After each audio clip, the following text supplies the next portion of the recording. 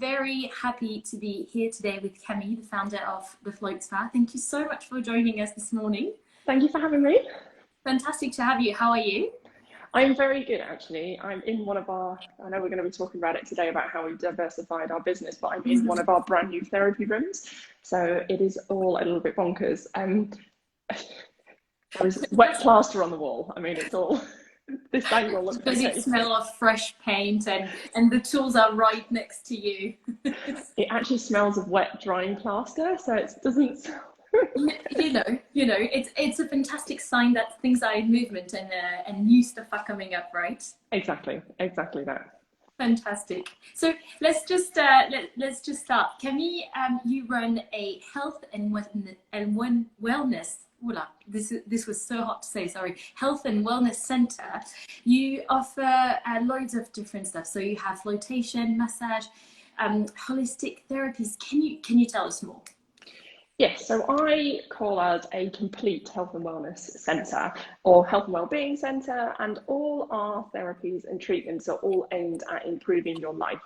So if you could imagine like having a massage is really good for your mental health, your physical health and things like that. So we have massage, we have things like acupuncture, we have coaching, nutritional therapy, skin therapy, flotation is our core offering. We have an infrared sauna, and then we have a full array of yoga classes as well. So yes, it's a complete wellness centre. So you'd come to us to improve your life. You'd obviously come regularly because one thing isn't going to change your life, but that's the aim, is to have something under one roof where it's all aimed at improving your life, your health and your wellness.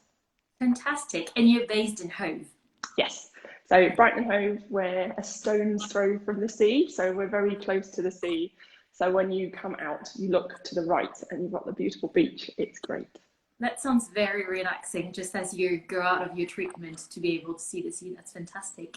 How did you come up with the idea? What's the story behind the Float Spa? So if I cast people's mind back, so this is me now. Me in 2014, and prior to that, I was a very, very different person. I still was the same person, but different. So my life was incredibly stressful. I used to work in the city in marketing jobs. I used to live my life at 1,000 miles an hour. I mean, I still work very hard, and I'm very good at working very hard and very efficiently, but fundamentally, I changed because I was diagnosed with PTSD, anxiety, and depression following a very, very traumatic event. And when you work in that kind of environment is never going to help you get better. It's only going to aid and make things worse. So the event happened, and then I tried to just go back to work and carry on as normal. And actually, that was a catalyst to make things a lot worse. So my father, because obviously I don't listen to many people, my husband and my dad suggested I go and have a float. And this was, the most out there thing before this. I was having a massage on holiday, I'd never done yoga before. I'd never even heard of what floating was. I never even knew what acupuncture was really. I didn't know what these things, just completely so different. I didn't enjoy my first float because I wasn't very well and I didn't really know what to expect. And actually the place that I went wasn't very good. So a couple of days later, I went back to another place, and actually it was during that second place and second float that I managed to calm my mind. When you hadn't slept for about 6 weeks, it was quite impressive to be able to calm your mind when you're in that mental state of anguish. And then I went back to another place, went back to the same place a couple of days later. And then I was like, oh my God, this is amazing. And then I was like, well, the job is a problem. So maybe I need to look at getting a job. So I started going down the route of trying to find a different job that was maybe less stressful. But all my skills were in marketing and sales. And that kind of environment is like that.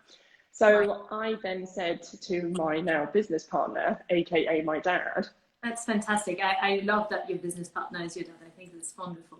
Exactly. Why don't you create this place? There's nothing like this down here. I know that there's a cracking market for it. I have lots of experience in marketing this kind of thing. Let's do it. So we did. And the rest is history. We opened like 6 months later. So yeah. In 6 months, that's truly impressive. And for how long have you guys been running now? 6 and a bit years, obviously minus COVID closures and all that. But we opened in February 2015.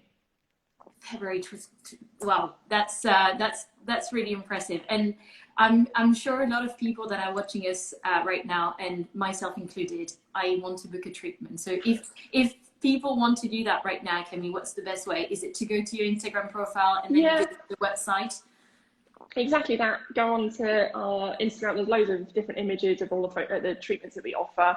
You can either click on one of those links or go to the main link, or via our website, which is thefloatspa.co.uk. Perfect. So you've all heard that. Just go to the website and book some treatment for yourself. You mentioned the past year, COVID, and you know, whether or not, it's a good question, whether or not it counts. It definitely counts, right? But I think it is a question that comes back very often in conversation. So I really want to understand from you, what has it meant, you know, to run your business this year for you, your team, the different lockdown, what it's been like?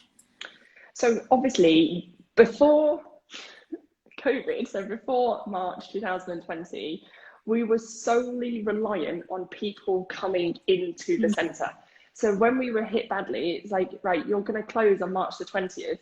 What do we do? Now, I got COVID right at the end of Feb. So I was ill and at home and isolating. And in that time, I was watching the news and glued to it going, oh my God, I need a plan. And I am a planner. I am neurotic when it comes to taking decisions and risks. I don't really like taking risks. So in order to do something, I want to make sure it's going to be great. Yeah. And so I then, as soon as I got back to work, which was before the lockdown happened, I was like, I started to build an online presence for our yoga classes and try to get yoga to switch online, which effectively is quite easy to do. A massage, can't really have a massage online. You can't really have a float online. And you can't really have an infrared sauna online. Obviously, other things you can. So the things that we could, we did, we changed, great. And we managed to keep that side of the business going. Yes, we lost a lot of revenue, like ridiculous. We did have a buffer, and the buffer is no more, but we at least had a buffer to keep us going for the first lockdown. And we came out of it. I managed to get some grant funding from an amazing company called Coaster Capital. And they gave me a bit of funding, to set up an online shop with all our bath products, because we created, you know, a year before, an Epsom salt business selling to retail and local independents some of our great Epsom bath products. Yeah. So we were able to get that online through this funding and launch a new website, which was great. And that launched in July. And then we reopened partially in July. And actually, the single person treatments bounced back very quickly. So it was almost like we opened the door, you have a float on your own. It's the most isolated therapy you can ever have. So people flooded back to have these wellness treatments. And that kind of the business just boomed, and it was great. The biggest challenge for us was the yoga. I mean, you either like yoga online or you don't. Right. And based on our clientele and our demographic, a lot of people just didn't like it. And then with social distancing, we couldn't have many people in studio, and it, you know, it was challenging. And even to this day, yoga proves very challenging, as the rest of the business is open, but yoga cannot open until the 17th of May. So we've kind of had to diversify and future-proof the business, which is what we're doing at the moment. And we're refining our yoga offering to make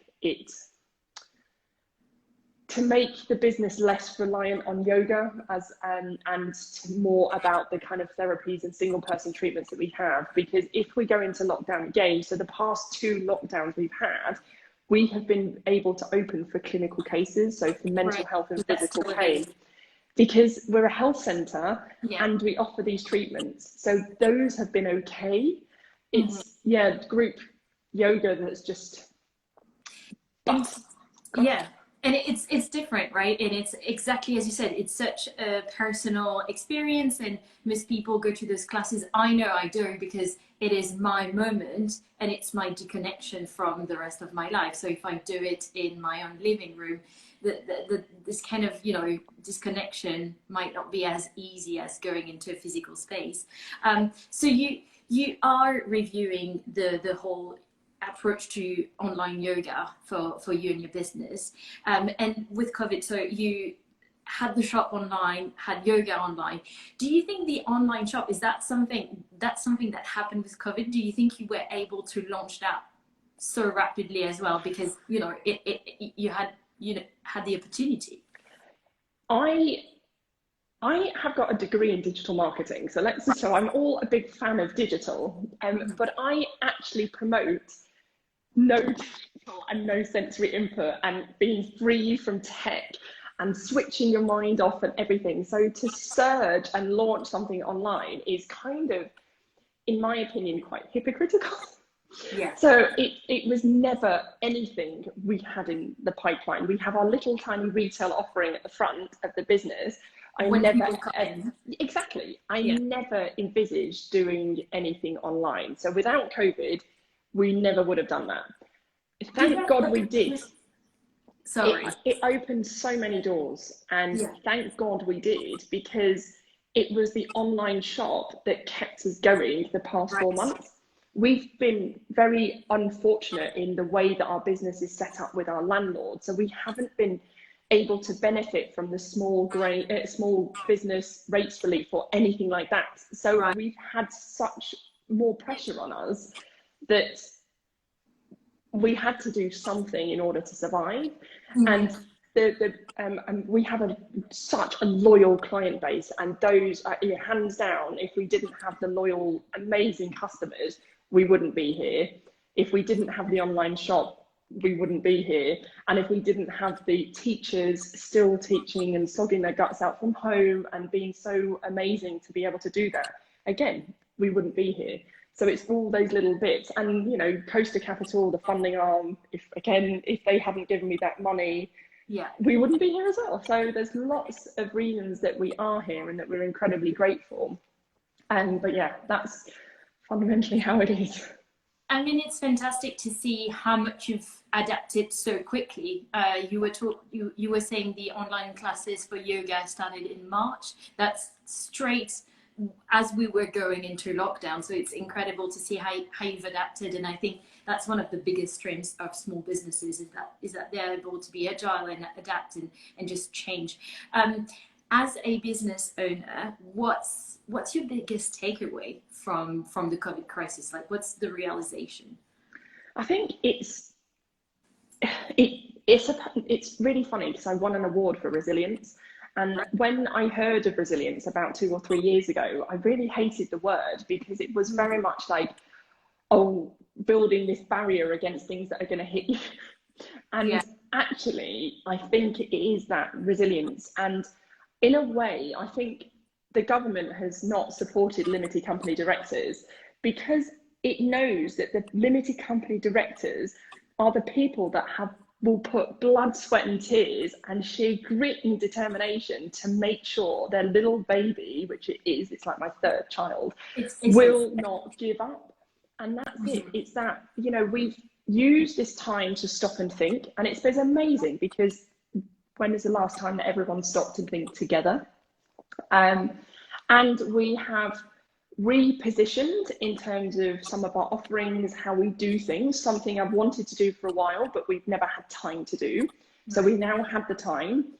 We went and did it. I applied, and I saw a post, a question coming up saying, well done to get a grant. I literally applied to every possible grant I could get. And the fact I got one, again, it goes back to just sheer grit and determination and that kind of never give up, because, there was plenty of times I thought, I'm just going to close it. I'm just going to get a job and it will be easier. And then I realized why I do what I do and how much I love what I do. So the fundamentals are that I would never, ever really give up because I love it too much. Yeah. And that's why. Is the advice then to other small business owners, whenever there is a tough moment, because there are so many of those, as well as, the highs and the opportunities and the successes, they are, especially at the moment, very, very challenging and tough moments. Is it to remember the why? Remember why you started that business. What is it you're passionate about with this business?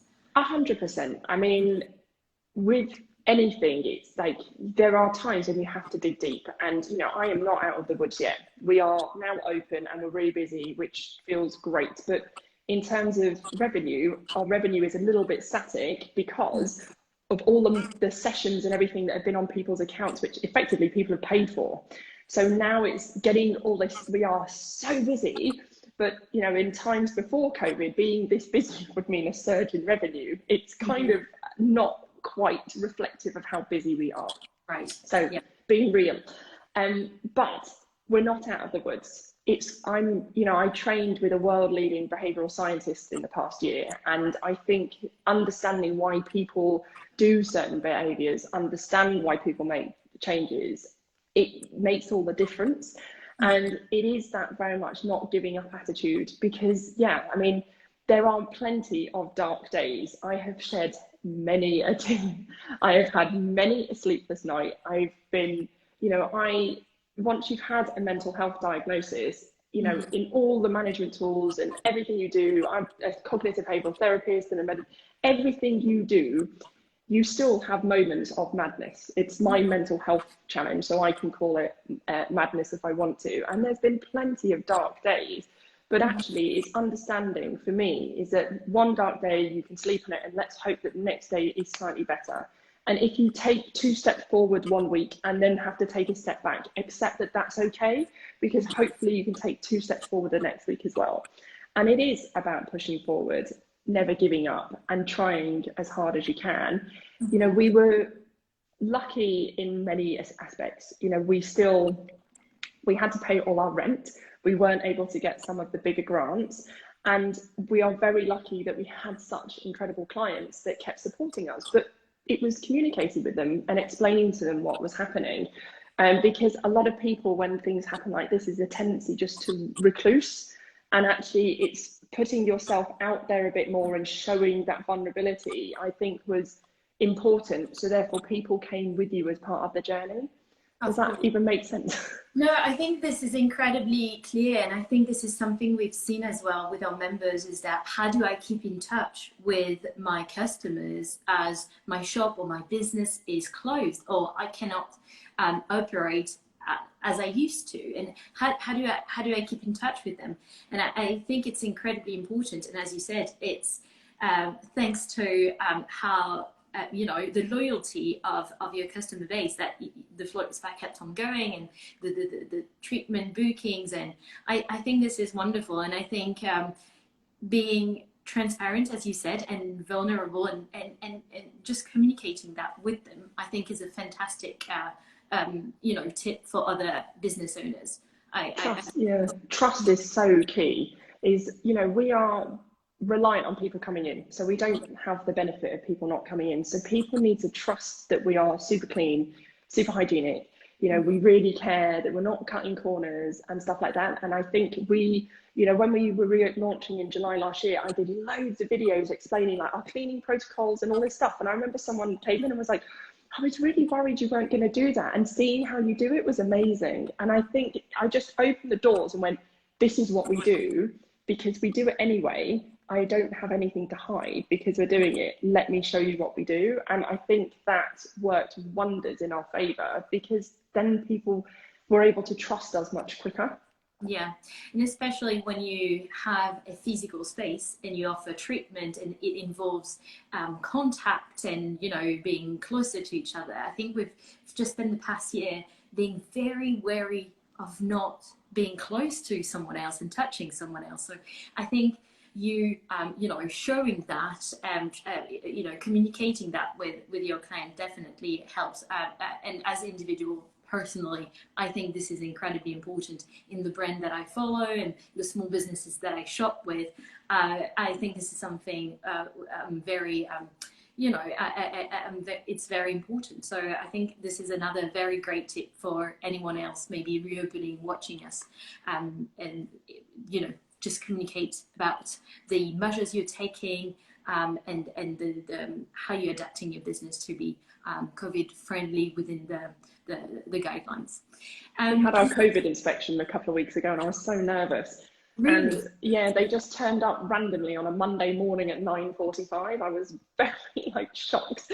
And yes, we passed with flying colours, and they said that our protocols were exemplary. So I was very happy, because he'd also said how many businesses shut down. I was like, oh my goodness.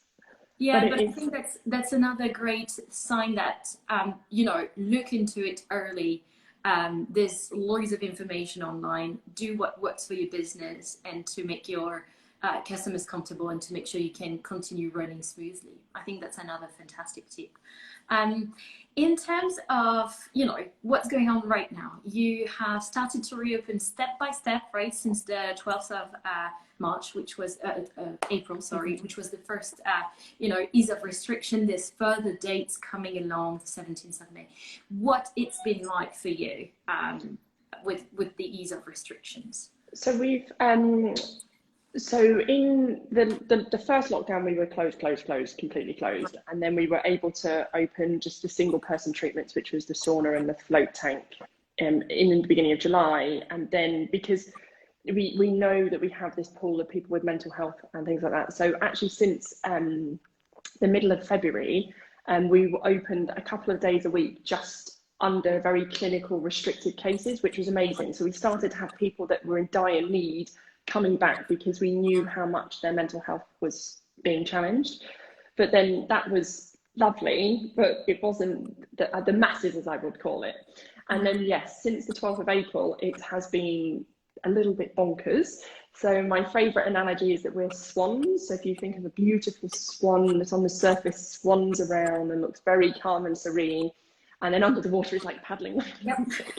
I feel that we've been swanning a lot over the past couple of weeks, because it has been, a business like ours, our aim is always to be about 70% occupancy, and it's been 100%. And, for a couple of days, you're a bit like, okay, that's fine. But like 2.5 weeks later, you're like, oh my God, it's quite intense. But, I'm really pleased that we've been that people have trusted us to come back so soon. So that is incredible. And then, yes, from the 17th of May, the yoga will be allowed with, again, very strict social distancing. But again, it means that people can feel that community. And it's the one thing I think has been missing from the entire past year, is that feeling of community. Right. So we're really excited that in a couple of weeks' time, the new timetable, because it is new, we've completely relaunched and rethought how we offer yoga. So I've just taken this stop now to go, do you know what? We have the opportunity to create something better than we had before. So we've rethought with all the teachers and got them to, streamline what we offer, because we had so many different names of things and whatever. And actually I'm like, do you know what? Simplify, make it super simple, and let's get yoga back. And so that's in 2.5 weeks' time, which is I'm very excited about. That's really exciting. That's really exciting. And I think it's wonderful as well that you took the time with your team, with the instructors, to look at what you were doing and how you could just offer something different, right? Which probably wouldn't have happened without COVID. I think we got lost in the yoga, kind of trap race or whatever. And, we opened in 2015 with 12 classes. And before COVID, we had 40. And it was like, oh, let's just put a class on here because there's a gap. And it's like this and it's it. And it just didn't really, we got, we got trapped into the vinyasa flow world. And actually, do we really need a world with more vinyasa flow? Or do we want to educate people on slowing things down and taking things at a slower pace? Because actually yoga can be very hard if you don't just rush through it. And I think if people are just used to, transposing that yoga is a fitness class, actually yoga is so much more than that. So we're taking this opportunity to kind of relaunch with something that we think is better. And I really hope, if any of our clients are listening, that they understand that there's been the utmost care that we've done with the timetable. We've had to make some changes. Yes, we've had to reduce the capacity of the studio, but we are trying to help re-educate people on the real benefits of yoga, that more therapeutic benefits, as opposed to being just another fitness class. And do you think that fits better with the whole approach of the float spa and your values? Yeah. I do. And, when you stop and I do think it is. And we've been caught in the race for such a long time. It was, oh, well, that's what people want. We would never take a vinyasa class off because that's what everyone wants. And it's like, do you know what? When I look at the teachers teaching, and you look at, say, we've got 11 classes on the timetable with vinyasa flow, not one of them is the same. I don't even think one of them is a traditional vinyasa flow class, and people still come. It's just named that, so it attracts people. So yes, I am tweaking with the teacher's input completely, and I want to simplify it because I think that yoga is yoga.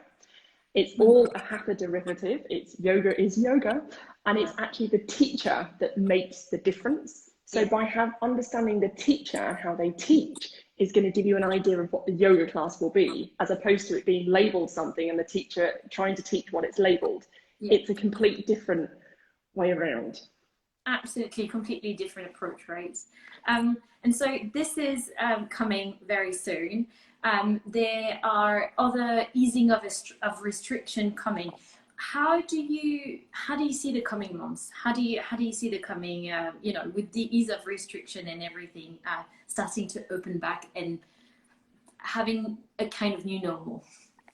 My biggest concern is yoga. Our studio used to take 25. I feel that a lot of people are going to be apprehensive about having 25 people in a studio anytime soon indoors. We have massive doors and it is always super airy, but I feel, bearing in mind the questions and the feedback I've been constantly given, because our clients are amazing, they like to talk to me and I'm always on hand to talk. And when we were reopening for the 12th of April, because I'd done all the work beforehand, I was trying to brief the team on the kind of conversations to expect. And they were shocked. I'm like, no, people wouldn't ring and say that. The first day back, they were like, I can't believe what people are saying on the phone. And it's little things from the great vaccine debate or the great COVID vaccine passport debate, or has this person been vaccinated? And it's, wherever you position yourself as a pro-vaccine person or a non, as a business, we can't have a stance on something that we don't know about. And I'm finding that particularly challenging, to be honest, because a float tank doesn't need a COVID vaccine. An infrared sauna doesn't either. Massage therapists, I understand, because you're very close proximity, and then other people. But I know a lot of our clients have very complex needs in terms of, we have lots of people undergoing cancer treatment and things like that. So are we saying they're not allowed to come in? I don't know where it stands. So I am, in a way, what my personal opinion would never be brought forward, what our business decision has to be. And it's not what my personal decision is, it's what the business has to do, which is right for our customers. In our heyday, we've had 4,000 people in a month. So I know that the footfall is high. And so I have to do what is right for the people that come through my door, my staff, my teachers, my therapists. And we don't know what that is at the moment. So it is kind of concerning that we are so uncertain, I suppose. Right. And how do you, I'm very interested in how you, you're very open to feedback from your customers and from your clients. How do you collect their feedback? Do you just, talk to them? Do you have another system? We do. I mean, I'm obsessed with talking, obviously. We talk to them a lot, and we have feedback cards positionally placed, so therefore people can feel that they can write it without being watched. Right. Also, when people come in for an appointment, they're sent an email with a survey, like a minute survey. How was your experience? And also, people email me. So our clients, we have some clients that have been coming since we opened. They know me. All the new clients that now come in, there's virtual consultations, so they get to meet me. They book in consultation calls with me. So I'm a presence there. This never happened before COVID. But yeah, I'm a presence. So people feel that they can relate to me and then have a conversation, because I want to know if people have a good experience, and I certainly want to know if they have a bad experience, because if they don't enjoy it, if they don't enjoy a treatment because the treatment wasn't right for them, is a different conversation to if they haven't enjoyed it because someone's made them not enjoy it. So either way, it's important to have that two-way and almost pulling out that information from people, because how can we ever improve and get better if we don't know what we're doing wrong? So I think it's so important to have that with any of your clients, and don't be frightened of asking them for their advice, because it's okay. I used to take everything personally. Mm-hmm. Now you don't. Yeah. It's the biggest lesson. Is like, very hard, right? It's as you said at the very beginning of this life, your business is your baby as a business owner. So getting feedback that is, constructive or bad, you still have to, I guess, work on not taking it personally and just taking it on board. I don't take it personally now. I used to take everything on board and would be constantly saying to the team, why didn't you offer that person water? Oh, she said she didn't want it. So kind of now it's just like, it's just, she probably forgot about the water. And a lot of times people that come in, because certain people have complex mental health needs, and we don't know what happened the second before they got in the business, never mind a week before or a year before or whatever. And some people are very open to tell you everything, and then we can help them. And some people don't want to talk to anyone, and that's okay. And if they want to write it down or put it in a survey, and they also have the option to say, would you like a follow-up on this? And it's amazing how many people don't want to be followed up. But then we highlight and we put on our Instagram, this was a suggestion to be changed, we've changed it. Or, we had some feedback on Sunday, and actually I took the feedback. I was actually, you know what? I think that was warranted. So I then went and put new posters up, which helped us remind the team and the clients to make sure that that didn't happen again. And if we don't know, we don't know. So we can only improve for the next time. Yeah, and I think this is a wonderful way of approaching it, because as you said, we're still learning about, what's going to happen with the vaccine, the guidelines, and how to stay safe. We are learning as we go. So I think keep on asking for feedback, learning from clients what they want, what they feel comfortable with, and taking that feedback on board and implementing some of it. I think is a wonderful way to approach it, especially when we don't know. I think those step by step make it really just tangible actions that I think are super good. And by the way, to anyone watching us that have questions for Camille, please use the comment. We also have a few questions from the days before that people submitted, so we'll go into that in a second. But what I also wanted to ask you is, obviously, in the next few months, as you said, right, the treatments that you're having right now, some of them were booked in advance because they were just pushed back in times because of the different lockdowns. So it's all going to be about planning and just doing the financial planning and admin. So how do you save time on this, and how is Tide helping with that? So Tide's amazing because of the speed. So we were with a high street bank before, right? And I am in a basement at work. So one of the biggest things for me, really frustrated me, was making payments. And they would have to send you text messages, and I would never get the text messages. And it would take me, sometimes when I'm paying my staff on payday or the teachers, it could take me about 5 hours to do something that now takes me less than 5 minutes.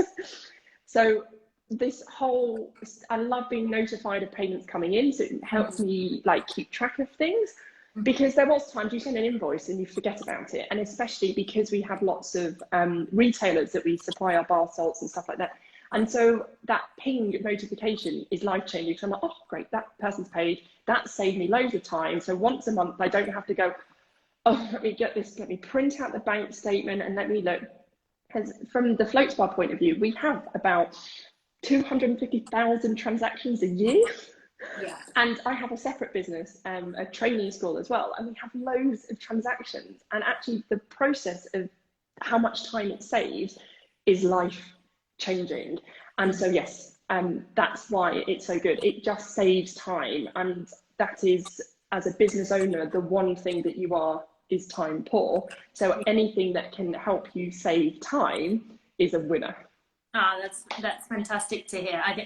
That's the the entire mission of Tide, saving small business owners time, because as you said, every single hour is an hour you want to spend on your business, or with your family. Or your family, exactly, yourself. I was talking with one of our members a few years back, and I asked them, what would you do if you get an hour back of your week? And he said to me, I would take care of myself. I would do some physical, exercise or some mental exercise, because if I don't take care of myself, well, no one is going to take care of the business. And it's very simple, but it's stuff we tend to forget. So it's wonderful if the time that you can get back of not doing admin, because you didn't start the business to do business admin. So it's wonderful to know that you can spend it on the business or with your family, or just taking time for yourself, right? My favourite analogy on that is something that I would recommend, which is for the next time you go on a plane, but hopefully you will have been on a plane, and you will be sat on a plane and they do the safety demonstration, and they always say, place your own oxygen mask on before helping others. If we took that advice to running our business, to being with our family, to looking after ourselves, then you can be the best possible version of yourself. I schedule in, I know we've done this because I've talked about this before, but just for those that are listening, I schedule in a lot of self-care times. I have mini breaks through my day. I put in run time into my, I love running, so I put in run in my schedule. I put in, float time, relaxation time, meditation time, yoga time, breathing exercises. I put all these things in my day because I know that it makes me a better person. And if it makes me a better person, I'm a better wife, mother, and most certainly a better business owner. Yeah, and it's just making sure it's in your calendar so that you don't either forget about it or skip it. It's kind of an accountability as well, right? I don't believe in accountability, because if it's accountability, then you don't want it enough. But that's more of a behavioural science point of view. So if you are, I like to put it in my diary, because I actually go, it's psychologically, I put things in my diary that I only do 3 things as a to-do list. I know that someone's just asked this question, so actually this is relevant. So do you have any go-to toolkits? So I only write 3 item to-do lists, because anything longer is overwhelm. And on my to-do list and in my diary, there are self-care. So a example, like this is a call, which is very active, adrenaline's going, we're all excited and whatever. This is the sympathetic mindset. We're in the sympathetic body state. So in order to reset after this, I will do a 5 deep breath breathing exercise before I do anything else, because then I can then take 5 deep breaths, reset, calm down, and then go on. Whereas if I go from this thing to another thing, to another thing, to another thing, all I'm doing is stressing myself up. And it's important to each time just bring yourself down a little bit, because it will make you feel better. Yeah. But a big part of that is the 3 item to-do list, because if your to-do list is any longer than 3 items, you're never going to get it done anyway. Right. So it's what is the most important 3 things you need to do today, and focus on them. And if you do them and cross them off and finish those 3 things, then go on to another thing and celebrate the fact you've done something extra in your day. Yeah, I think the celebration is very important as well. Crossing off stuff of your to-do list. I think we tend to assume that it's normal, but if we have done it, we should be we should be happy, and I think it's a good way of resetting as well, just acknowledging I have done those 3 things. This has been good and a productive day or morning or afternoon. Now I can go on to doing something else. That's the word to use as well, productive. So I go to so many networking events. It's like, how's work? Are you really busy? And I'm like, do you know what? My life is very full and productive, rather than hiding behind what I call the cult of busyness, because we could be busy doing the wrong things. Are you full and productive is a much better mindset, because I don't want to hide behind busy. Yes, my life for other people from the outside go, I don't know how you cope. But actually, I'm super organized. I know what I'm doing. I'm very productive. My kids are the same. My husband is so much better now than he was. And it's just about living that mindset of being productive. So I want to get from A to B in the shortest time possible. I don't want to go around in loads of circles and be distracted by things. And yes, there will be times where things are a distraction. And it's just acknowledging that that's been distracting, and then get back onto your pathway. Yeah, absolutely. About choosing and being methodical. Camille, I think we have a question. Let me just look into it. We have... Do I plan to open any other Float Star centres? There's one from... Oh, yeah. So there's one from Sarah. Do you have any plan to open other Float Star centres? So we had a plan many moons ago to have lots of float centres. But obviously with COVID, that's just not come to fruition. But what I've been doing is helping future float centres open and use our modelling. So I've been in talks with a couple of float centres and training them. It's almost like a franchise, so training them how to do things properly. Another benefit of COVID, I've had more time, so I can now train people how to do things, not properly, that's the wrong word, the way that we do it. We believe that what we do is the correct way, and I know that other float centres operate similarly, but people have chosen to come and find me, and so the result is I'm now helping them open using our methodology. But you never know in the future. But you mentioned before about the future and what the future holds. Is as business planning, we're on I plan everything out, like reports and stats and stuff like that. I put us on a 6-month critical recovery plan and then a 3-year back to recovery. Now, if we carry on going at the state that we are, that 6-month critical might not be there, because I think it will just be a 3-year recovery plan. But I'm very realistic. I'm based on footfall, based on what we had before. We've added in some extra services now, which is a little bit of a worry. We used our business interruption loan to expand and change, which is a risk. But we're going to just stick with what we're doing here now, and then maybe in 3 years' time review what we do in terms of opening maybe more centres. Right. So it's really following the plan step by step, and then see how that goes. That sounds like a very good plan, especially at the moment with all the uncertainty. We also have a question from Arnold, who's saying, what's the one principle you always stick to no matter how hard the situation? Great question. So one principle, it's our biggest motto in life, in business. There's this word that I read a book years ago by the Julian Richer, who owns Richer Sounds, and he wrote this book called The Richer Way. And so this is not my word, this is his word. And the big motto of the book is something called continual improvement. And the word is a Japanese word called kaizen. And so no matter what, I always believe in continual improvement. And it could be, so we mentioned about having feedback from clients. I also ask my staff to give feedback and suggest improvements. And they get rewarded with a £25 voucher if they suggest something that we implement. And so no matter what, even during this whole mess, if they still suggested a really good idea that we implemented, they still got their voucher. Because no matter what, feedback, like I said, we got some feedback on Sunday, and then I created brand new posters and put them up. It was just like, actually, that is so good. Why have I never thought about it? They didn't suggest the feedback. They just said, this is what the problem is. And I went, this is the solution. And the solution is this, because I want to be better.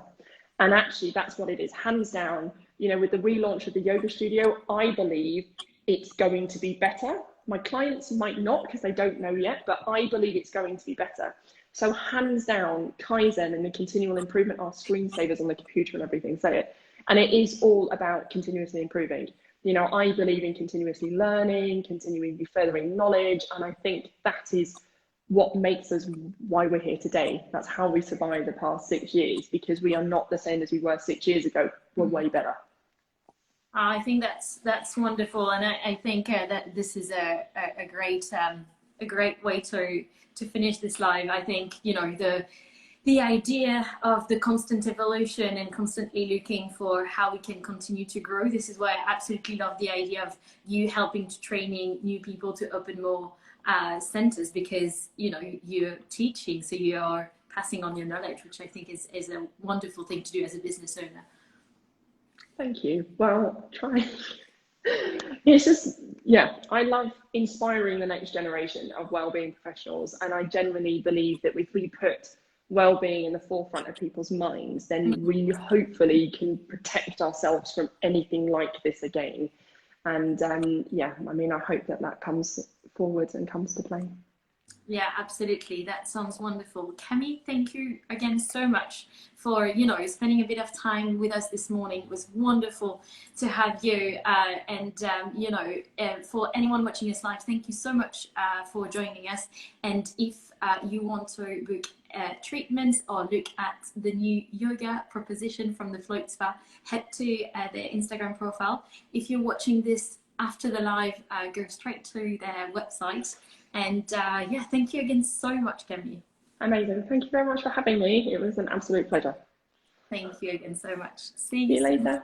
Bye. Bye.